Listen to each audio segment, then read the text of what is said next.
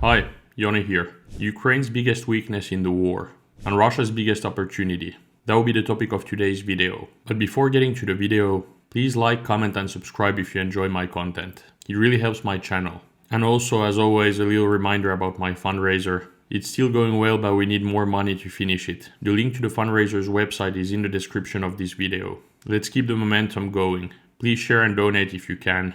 Thank you. Slava Ukraini.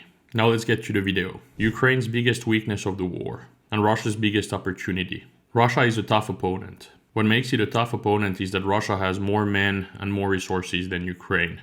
And that makes war complicated in the long term. And because of that, it's not surprising that Ukraine's lack of infantry is its biggest weakness. And as a result, it's also Russia's biggest opportunity. It's the toughest problem Ukraine faces, and it could decide the war if not fixed. It's existential and it just needs to be fixed one way or another. The sooner the better. Ukraine has done far better than expected during this war. It has managed to stop Russia from reaching its strategic goals for almost 4 years. It's using a two-part strategy that I described in a previous video. It's basically trading land for time while hitting Russia's economy with deep strikes. But that strategy needs boots on the ground, and more than Ukraine currently has. Drones and artillery help a lot, and they can decrease the number of soldiers needed at the front, but infantry still matters. You just need soldiers to hold ground. And Ukraine does not have enough. Many of Ukraine's units have a lot of soldiers, but they don't have enough infantry. Why is it the case? AWOLs, desertions, too few volunteers, limited mobilization, and higher losses among infantry. Those are probably the key reasons. And it's a dangerous combination.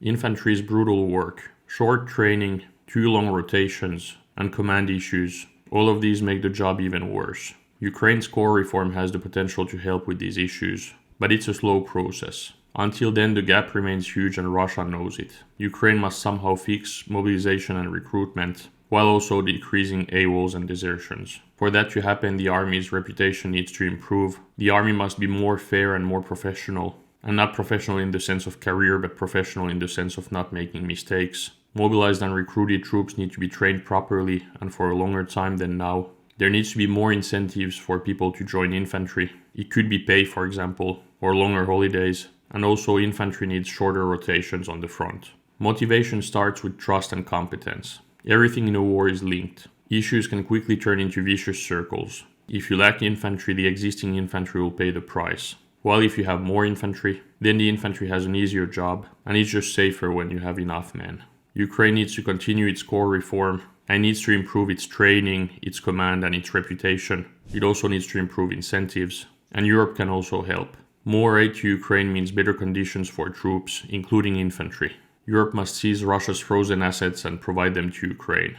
We need to help Ukraine more with scaling up the production of missiles and drones, and we need to give Ukraine more weapons from Europe, and also help with training. We could also send instructors to Ukraine. Anything that helps the army and hurts Russia helps Ukraine's infantry. This is existential for Ukraine, but also for Europe as a whole. Ukraine needs more infantry to keep its two-part strategy alive and to end the war one day. Europe must step up so that Ukraine can step up. Waiting means losing and paying a higher price later.